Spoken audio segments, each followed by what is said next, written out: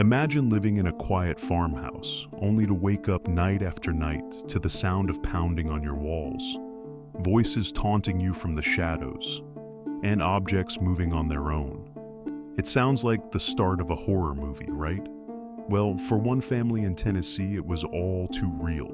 This is the story of the Bell Witch, America's most infamous haunting. The legend of the Bell Witch has terrified people for over 200 years. It's a tale of a vengeful spirit tormenting a family to the brink of madness, complete with sinister curses, strange phenomena, and even a visit from a future U.S. president. In today's episode, we'll explore the chilling origins of this legend, the haunting details that still baffle experts, and the theories that try to explain it all. So, grab a flashlight and let's dive in. Our story begins in the early 1800s in Adams, Tennessee, a small, sleepy town where life revolved around farming. John Bell, a respected farmer, lived there with his wife and children on a quiet plot of land. But in 1817, their peaceful lives took a turn for the terrifying. It all started innocently enough. Strange noises at night, soft knocking on the walls, scratching sounds, and distant whispers. Naturally, the family blamed mice or the wind. But things escalated quickly. Furniture began to move on its own. Bed sheets were ripped off sleeping children, and soon, a disembodied voice started speaking to them.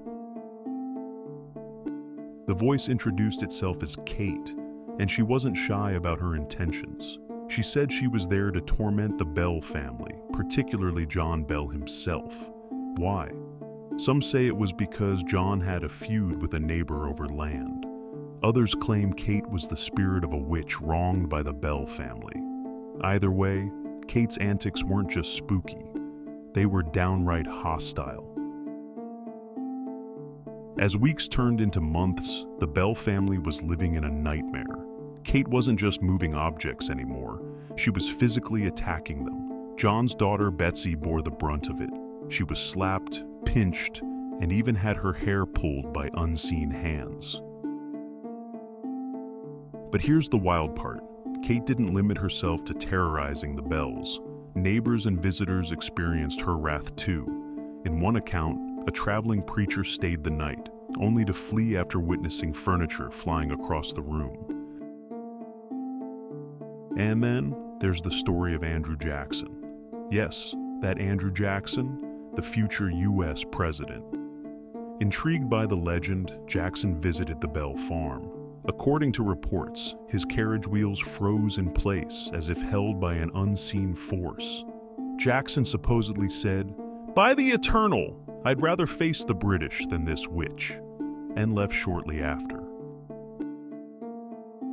Kate's torment continued for years, and her ultimate goal became clear: the death of John Bell. In 1820, her wish came true. John fell mysteriously ill, and Kate took credit for it, saying she had poisoned him. His death certificate even listed supernatural causes as a factor, a first in U.S. history. So, what was really going on here? Was Kate truly a vengeful spirit, or is there another explanation? Some historians suggest it was all a hoax, maybe by disgruntled neighbors or even the Bell family themselves. Others believe mass hysteria played a role, where fear and superstition amplified minor events into something sinister. Then there are the supernatural enthusiasts who argue the activity was too consistent and too violent to be a prank. Ghost hunters to this day report strange phenomena near the Bell Witch Cave, a nearby site linked to the legend. But perhaps the creepiest theory is this: Kate wasn't a ghost at all, but a poltergeist, a manifestation of the family's own energy, fueled by anger, fear, and trauma. It's unsettling to think that sometimes the monsters might come from within. Whatever the truth may be, the Bell Witch legend endures as one of the most chilling tales in American folklore. So, what do you think? Was Kate a spirit, a hoax, or something else entirely? Next video, we're heading to Japan to uncover the spine-tingling tale of the eerie, a ghost story like no other. Until then, keep your lights on and your doors locked. Sleep tight. Thanks for joining me on this journey into the mysterious and the legendary.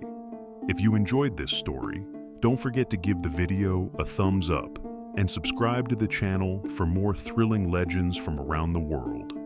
Hit the notification bell so you're the first to know when a new tale drops. Have a favorite legend you'd like me to cover? Let me know in the comments below. Until next time, stay curious, stay adventurous, and remember, sometimes the truth is stranger than the legend. See you in the next story.